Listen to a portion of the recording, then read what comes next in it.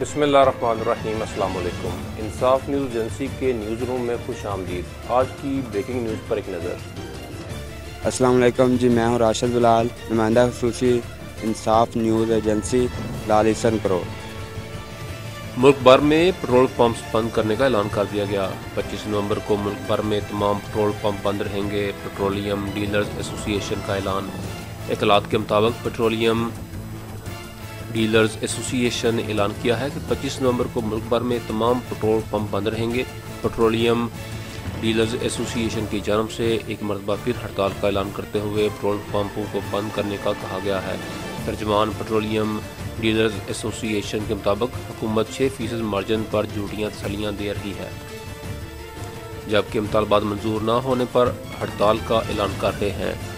انہوں نے مزید کہا کہ کشمیر اور گلگت بلتستان میں بھی پٹرول پمپ بند رہیں گے۔ پاکستان پیٹرولیم ڈیلرز ایسوسی ایشن کے اطلاعات سیکرٹری نعمان علی بٹ کا کہنا تھا کہ پٹرول پمپس 25 نومبر سے بند کر دیں گے، جبکہ آزاد کشمیر اور گلگت بلتستان میں بھی پٹرول پمپس بند ہوں گے۔ انہوں نے کہا کہ پاکستان پیٹرولیم ڈیلرز ایسوسی ایشن کا مطالبہ ہے کہ ڈیلرز منافع میں اضافہ کیا جائے۔ ان کا مزید کہنا تھا کہ حکومت نے ہمارے مطالبات تسلیم نہیں کیے۔ جب تک ڈیلر مارجن 6% نہیں کیا جاتا، حکومت سے مذاکرات نہیں ہوں گے۔ نعمان علی بٹ کا کہنا تھا کہ حکومت کی یقین دہانی کے بعد 5 نومبر کی ہڑتال کی کال واپس لی تھی، لیکن حکومت نے یقین دہانی پر کوئی عمل درآمد نہیں کیا۔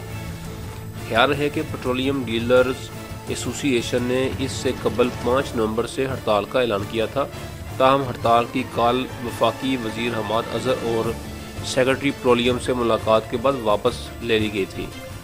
پیٹرولیم مصنوعات پر ڈیلرز منافع بڑھانے کی حکومتی یقین دہانی پر ہڑتال کی کال واپس لی تھی۔